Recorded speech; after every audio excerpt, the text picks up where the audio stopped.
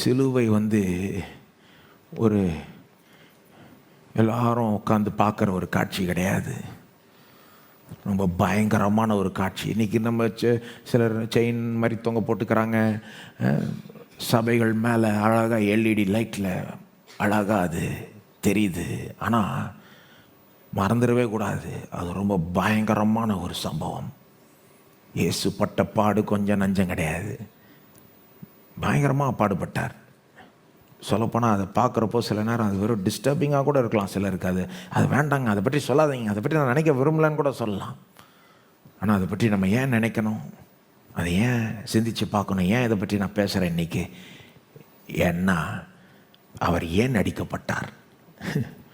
வெறும் அடிக்கப்பட்டார் இல்லை, ஏன் அடிக்கப்பட்டார்? எனக்காக அடிக்கப்பட்டார்.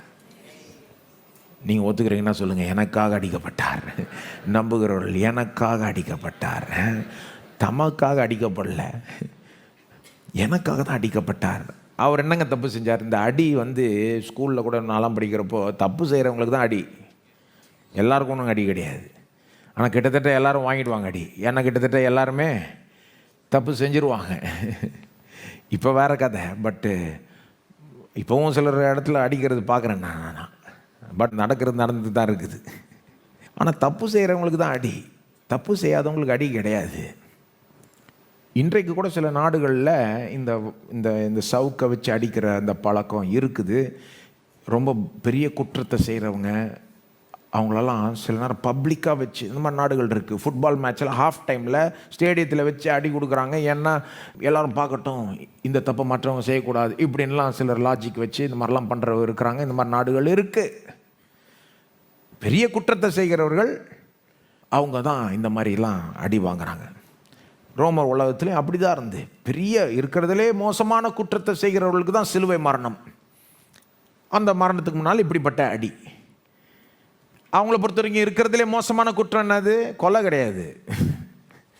இருக்கிறதுலே மோசமான குற்றம் ரோம அரசாங்கத்துக்கு விரோதமாக எழும்புறது, அவ்வளோதான், சிம்பிள். அதுதான் அவனை பொறுத்த வரைக்கும் இருக்கிறதுலே மோசமான குற்றம். அதனால தான் அவங்க சொந்த ஆளுங்க ரோம பிரஜைகள் கொலை செஞ்சால் கூட சிலுவையில் அறைய மாட்டான். ரோம பிரஜைகளுக்கு சிலுவை மரணமோ இந்த மாதிரி ஒரு அடியோ கொடுக்கப்படாது. அது அவங்க சட்டத்திலே இருந்தது. ஏன்னா ரோம பிரஜைனா வேறு மாதிரி டீல் பண்ணோம். இயேசு யூதர். இதே இதை பவுலுக்கு பண்ண முடியல அவங்களால. அப்போஸ்தலரில் பவுலை ஒரு தடவை கட்டி போட்டு அடிக்க ரெடி ஆகிறான். பவுல் சொல்கிறாரு, ரோம சிட்டிசனை நீ அடிக்கலாமா இந்த மாதிரி அப்படின்றார். அவன் அப்படியே பேக் ஆஃப் ஆகிடுறான்.